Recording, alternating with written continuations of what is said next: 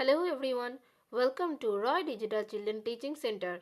We all know history is essential for UPSC. So from today we'll discuss NCERT Class 8 History chapter by chapter. Today we'll start a new history lesson from Class 8 NCERT, how, when and where.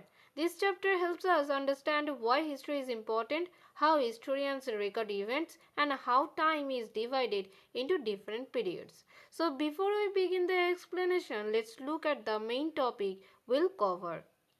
How important are dates? Which dates are important? How do we periodize? What is colonialism?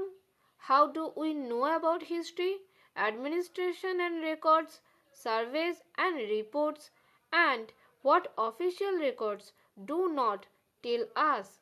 Among all these, today we'll discuss the first three topics. Many people believe that history is all about memorizing dates. But is that true?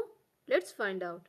In the past, people thought history meant remembering the dates of battles, coronation of kings, and major political events. For example, historians used to focus on the questions like when did a king come to power and when was the war fought.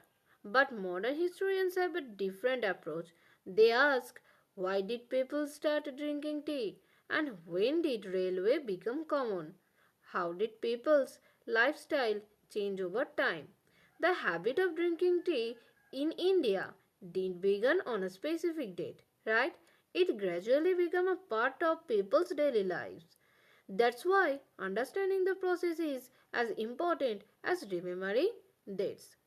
And now students, I'll go through how important are dates. So stay tuned with me. There was a time when historians were fascinated with dates. There were heated debates about the dates on which rulers were crowned or battles were fought. In the common sense notion, history was synonymous with dates. You may have heard people say, I find history boring because it is all about memorizing dates. Is such a conception true? History is certainly about changes that occur over time. It is about finding out how things were in the past and how things have changed. As soon as we compare the past with the present, we refer to time we talk of before and after. Living in the world, we do not always ask historical questions about what we see around us. We take things for granted, as if what we see has always been in the world we inhabit.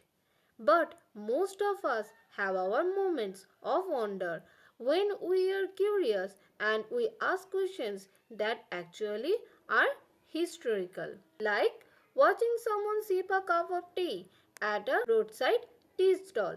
You may wonder, when did people begin to drink tea or coffee? Looking out of the window of a train, you may ask yourself, when were railways built and how did people travel long distances before the age of railways?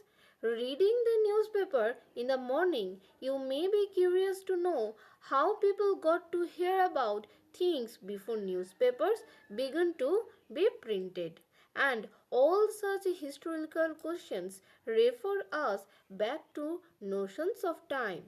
But time does not have to be always precisely dated in terms of a particular year or a month. Sometimes it is actually incorrect to fix precise dates to process that happen over a period of time. People in India did not begin drinking tea on one fine day.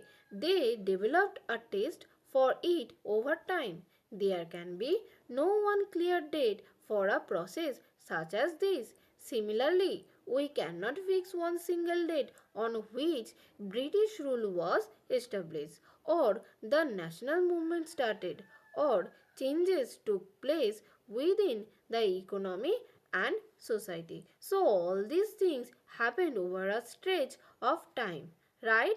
And we can only refer to a span of time, an approximate period over which particular changes became visible. So, why then we do not continue to associate history with a string of dates? This association has a reason.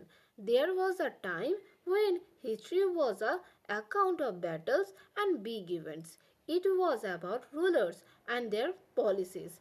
Historians wrote about the year a king was crowned, the year he married, the year he had a child, the year he fought a particular war, the year he died, and the year the next ruler succeeded to the throne.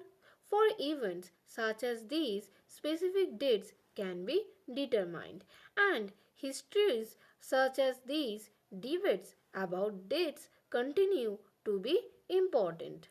As you have seen in the history textbooks of the past 2 years, historians now write about a host of other issues and other questions. They look at how people earned their livelihood and what they produce and ate, how cities developed and markets came up, how kingdoms were formed and new ideas spreaded, and how cultures and society changed. And now, our next topic is why dates are important. If history is not just about memorizing dates, then how do historians decide which dates are important? British historians focused only on dates related to governor generals and political events. They wrote about Warren Hastings, Lord Dalhousie, and Lord Curzon, and so on, but ignored the lives of common people. However, history is not just about rulers, it is about the people, culture, economy, and society. That's why today we study the topic like how people lived, what they ate, how they walked, and how their lives changed over the time. Imagine if history book only talked about the prime minister and president but never about the farmers, traders or artists. That would give us an incomplete picture, right? Why dates? By what criteria do we choose a set of dates as important? The dates we select, the dates around which we compose our story of the past, are not important on their own. They become vital because we focus on a particular set of events as important. If our focus of study changes, if we begin to look at new issues, a new set of dates will appear significant. Consider an example. In these histories written by British historians in India, the rule of each governor general was important, and these histories began with the rule of the first governor general, Warren Hastings, and ended with the last viceroy, Lord Mountbatten.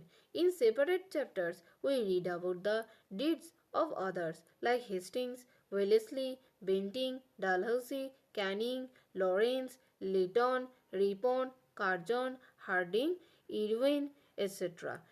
It was a seemingly never ending succession of governor generals and viceroys. All the dates in these history books were linked to these personalities and to their activities, policies, and achievements. It was as if there was nothing outside their lives that was important for us to know. The chronology of their lives marked the different chapters of the history of British India. Can we not write about the history of the period in a different way? How do we focus on the activities of different groups and classes in Indian society within the format of this history of governor generals? When we write history on a story, we divide it into chapters. Why do we do this? It is to give each chapter some coherence. It is to tell a story in a way that makes some senses and can be followed. In the process, we focus only on those events that help us to give shape to the story we are telling. In the histories that revolved around the life of British governor generals, the activities of Indians simply do not fit. They have no space. What then do we do? Clearly, we need another format for our history, and this would mean that the old dates will no longer have the significance they earlier had. A new set of dates will become more important for us to know. So, to make history easier to study, historians divide it into different time periods. But how should we divide it? British historians James Mill divide Indian history into three periods: Hindi period, Muslim period, and British period. But this classification is problematic because many Hindu and Muslim rulers rule at the same time. This division ignores culture, economy, and social changes. A better classification is ancient history, medieval history, and modern history. Ancient history covers early human societies, Indus Valley civilization, Mauryas, and Guptas. Medieval history covers Delhi Sultanate, Mughals, and regional kingdoms. And the modern history covers British rule, independence movement, and post independence India. Okay? So, how do we periodize?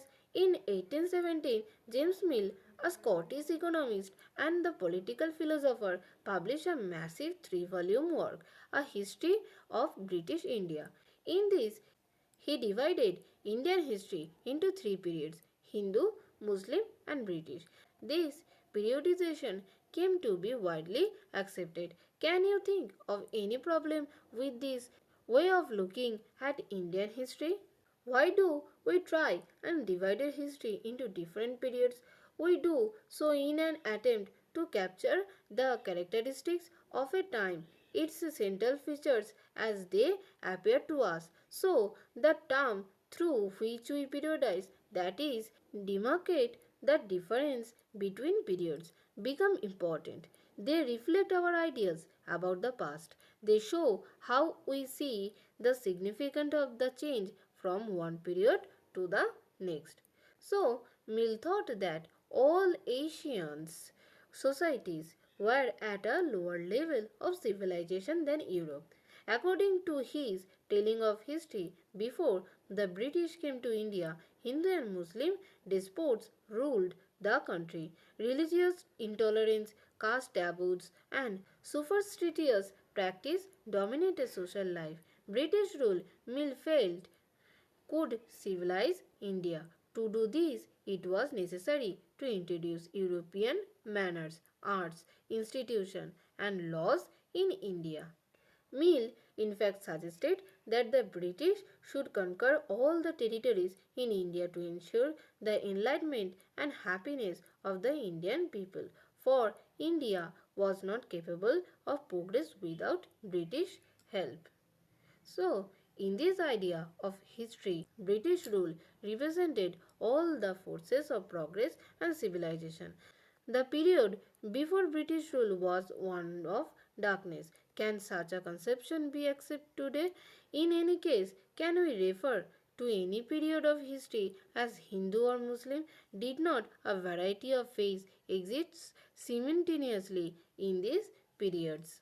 Moving away from British classification, historians have usually divided Indian history into ancient, medieval, and modern, and this division too has its problem. It is a periodization that is borrowed from the West, where the modern period was associated with the growth of all the forces of modernity: science, reason, democracy, liberty, and equality. Medieval was a term used to describe a society where these features of modern society did not exist. Can we uncritically accept this characterization of the modern period to describe the period of our study? As you will see in this book, under British rule, people did not have equality, freedom, or liberty, nor was the period one of economic growth and progress. Many historians, therefore, refer to this period as colonial. And students, next day we'll read about the colonialism. Actually, colonialism means when one country takes control over another country's economy, society, and politics. Okay? So, what did we learn today? History is not just about dates, it is about change and processes. And British historians focused only on political events. But today we study people lives, right? So that's all for today. If you found this lesson helpful, please like, share and subscribe to Roy Digital Children Teaching Center, and don't forget to hit the bell icon for updates on our next video. Until then, keep learning and keep exploring history.